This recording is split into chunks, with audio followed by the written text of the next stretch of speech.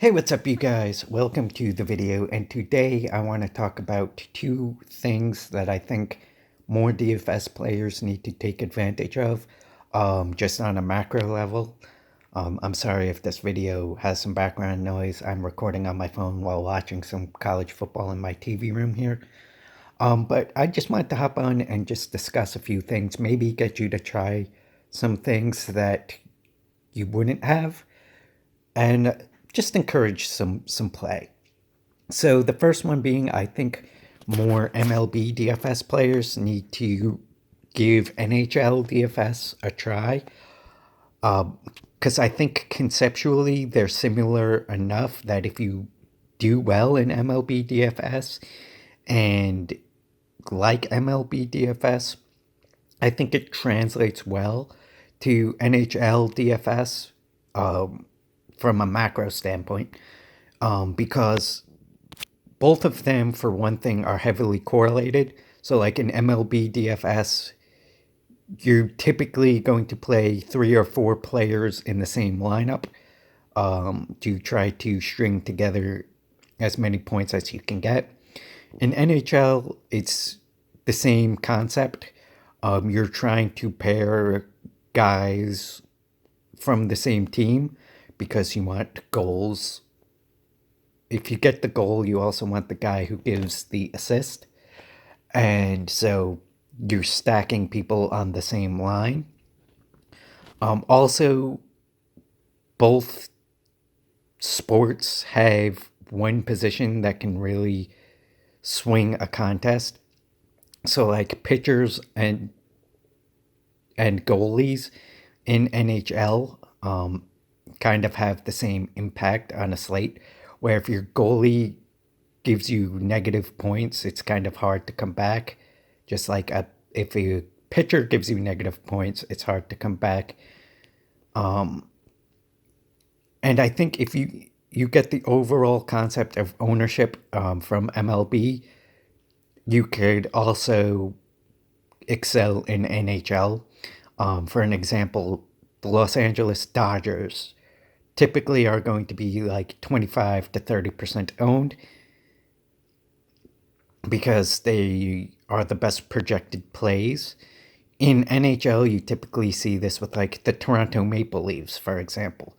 So it's like, if I play the Dodgers at 25% owned, how does that impact the rest of my lineup?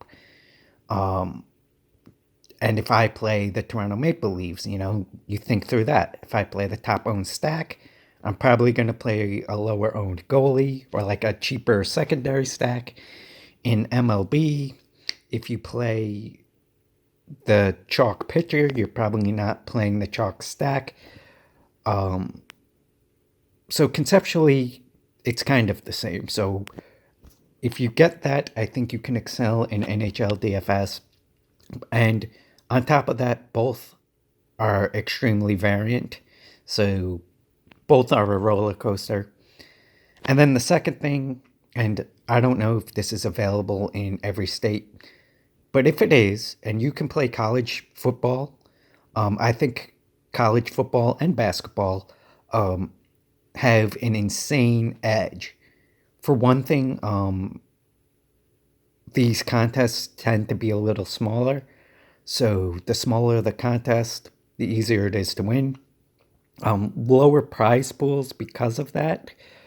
But if you want to give your best shot to win, I think college football offers that because the field size is a lot smaller. You're not getting into these 25, 30,000 people contests. But there's also a information edge in college football. So like, for an example, I'm watching Notre Dame and Wisconsin. A very, very public game. Like, a lot of the country knows about these two teams. But the edge comes if you know more about the smaller schools. So like, University of San Antonio, Texas is also on this slate. And if a lot of people aren't playing UTSA because they simply don't know enough about the team because it's public, and you know that there's value on that team, well, then you have an edge. So I think there's an information advantage if in college sports DFS if you follow the smaller schools, and I think you can exploit that.